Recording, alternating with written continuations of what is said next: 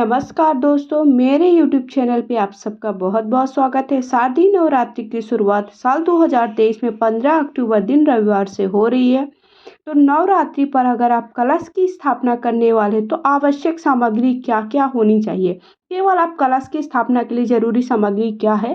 तो सबसे पहले आप सब ये देखिए, मैं कलश की स्थापना के लिए कौन कौन सी सामग्री की आपको आवश्यकता होगी ये बता रही हूँ। बाकी वीडियो मैंने पहले चैनल पर अपलोड कर दिया, आप सब ने नहीं देखा तो प्लीज़ जा कर के मेरे चैनल पर देखते जाइए। तो बहुत सारे वीडियोस मैं नवरात्रि से जुड़ी हुई आप सबके लिए लेकर के आ रही हूँ। तो सबसे पहले हमें कलश की स्थापना के लिए देखिए इस तरह से एक मिट्टी का कलश चाहिए। आप वैसे मिट्टी का कलश ज़्यादा शुभ माना जाता है, आप चाहें तो फिर आप पीतल या तांबे का भी कलश ले सकते हैं अगर आपको मिट्टी का कलश नहीं मिलता। वैसे मिट्टी का कलश होना चाहिए, मिट्टी का कलश बहुत शुभ माना जाता है। और मिट्टी के कलश में आपको जब आप कलश की स्थापना करोगे तो वो कलश इधर उधर हिलता भी नहीं, ये बहुत बड़ी बात होती है। उसके बाद एक लोटा जल ले लीजिए जो कि आप, और उसके साथ साथ उसमें शुद्ध गंगा जल भी मिला लीजिए। और एक अलग से आप पात्र ले लीजिए क्योंकि आप शुद्धिकरण जो भी करोगे भगवान का उसके लिए। उसके बाद आप पूर्ण पात्र ले लीजिए। पूर्ण पात्र मतलब एक पात्र पर आप अक्षत भर के रख लीजिए जो कि आप कलश के ऊपर रखने वाले हो। इसके लिए आप अक्षत एक कटोरी पर, किसी भी कटोरी पर ले सकते हो, तांबे की कटोरी हो, कांसे की कटोरी हो या फिर चांदी सोने की जिसकी कटोरी। उसके बाद आपको इस तरह से देखिए, जब आप कलश की स्थापना के लिए एक अक्षत के कुछ दाने चाहिए। हल्दी की गांठ है तो गांठ चलेगी, नहीं है तो हल्दी आप चूर्ण भी ले सकते हैं। एक फूल ले लीजिए, एक लौंग ले लीजिए, एक सुपारी, एक इलायची, एक का सिक्का, और उसके साथ साथ पान का पत्ता है तो पान का पत्ता, 5 से 7 चीज़ें। अगर आप 5 चीज़ें कम से कम आपको डालनी है उस पर जब आप कलश की स्थापना करने वाले हो।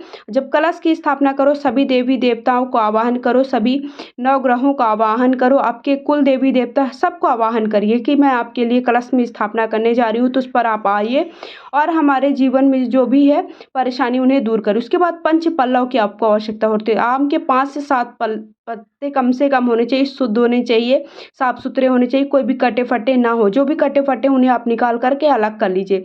तो इस तरह आम की टेरी चाहिए। आम की टेरी नहीं है तो आप इसके जगह पर पान के पत्ते या फिर आप अशोक के पत्ते का प्रयोग कर सकते हो, लेकिन पान के पत्ते बहुत जल्दी सूख जाते हैं, इसलिए आम के पत्ते अगर आप मिल जाते हैं बहुत अच्छी बात है। फिर उसके बाद आपको गंगा जल थोड़ा सा ले लेना जो कि आप जहाँ पर कलश की स्थापना करोगे वहाँ शुद्धिकरण करने के लिए। साथ ही साथ आपको हल्दी कुमकुम अक्षत ले लीजिए जो कि आप कलश की पूजन के लिए आवश्यकता आपको पड़ेगी। साथ ही साथ जो आपने पंच पल्लव लिया है उस पर भी हल्दी कुमकुम लगा देंगे ताकि वो देखने में थोड़ा अच्छे दिखें।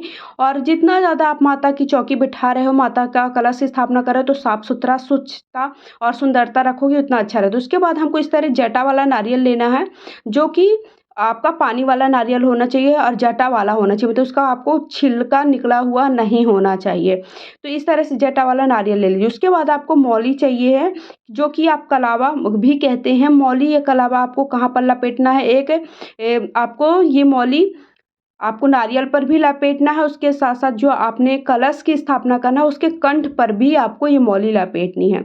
इसलिए मौली और या फिर चुनरी है, चुनरी भी ले सकते हैं। तो मौली भी आवश्यकता पड़ने वाली है, एक चुनरी की भी आपको आवश्यकता। साफ सुथरी चुनरी ले लीजिए जो कि अगर आपको चुनरी नहीं है तो आप मौली लपेट कर भी आप कलश की स्थापना कर सकते हो। तो इस तरह से इतनी चीज़ें आपको कलश की स्थापना के लिए आवश्यक है, अनिवार्य है। इसके बिना आपका कलश की स्थापना नहीं होगी।